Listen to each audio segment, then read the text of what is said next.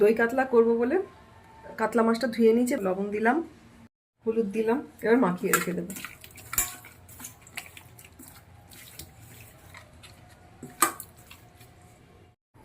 দই কাতলা মাছ তৈরি করব বলে মাছটা আগে ভেজে নেব। তেল দিয়ে দিচ্ছি কড়াতে।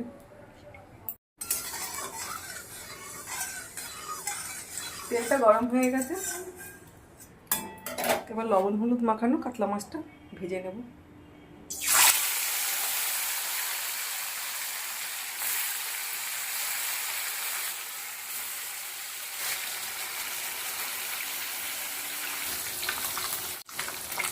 মাছটা উল্টে দেবো এবার।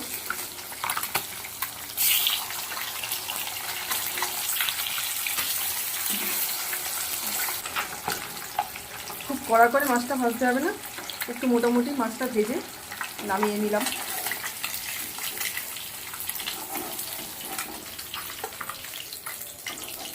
মাছগুলো সব ভাজা হয়ে গেছে। দই কাতলাটা করবো বলে কড়াতে তেজপাতা দিয়ে দিচ্ছি, কেটে রাখা টমেটোটা দিয়ে দিচ্ছি, ভালো করে ভেজে নিচ্ছি।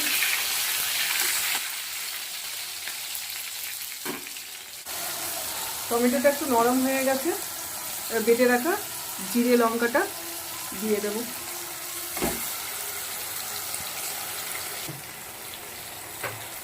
এক চামচ হলুদ দিয়ে দেবো, এক চামচ লবণ দিয়ে দেবো, ভালো করে এবার কষিয়ে নেব।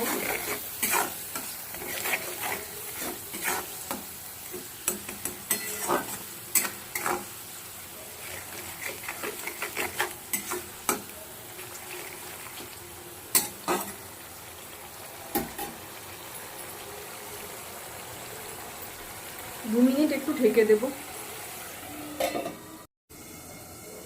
এবার একটু নেড়ে দেব ঢাকাটা খুলে।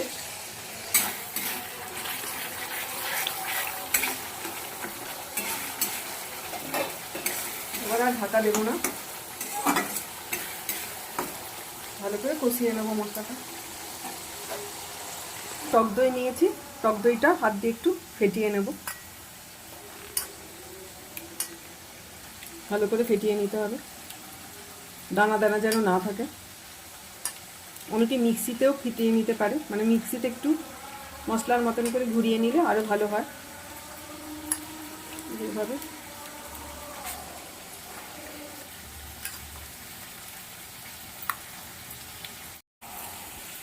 দইটা ফেটানো হয়ে গেল, মশলাটা ভালো করে কষানো হয়ে গেছে, মশলা থেকে তেল ছেড়ে দিয়েছে।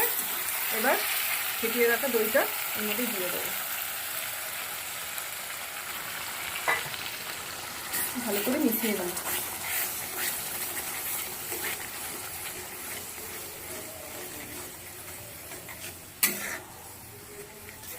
মশলা আর দই যতটা ভালো কষানো হবে তত ভালো স্বাদ হবে তরকারিতে। ইউটিউব থেকে যারা আমার রান্না দেখছেন, আমার ইউটিউব চ্যানেলটিকে সাবস্ক্রাইব করে আমার পাশে থাকবেন। ভালো করে কষিয়ে নেব। মশলা আর দইটা একসঙ্গে ভালো করে কষিয়ে ফুটে গেল। এবার একটু সামান্য দইয়ের বাটি ধুয়ে জল দিয়ে দিচ্ছি, ভালো করে মিশিয়ে নিচ্ছি।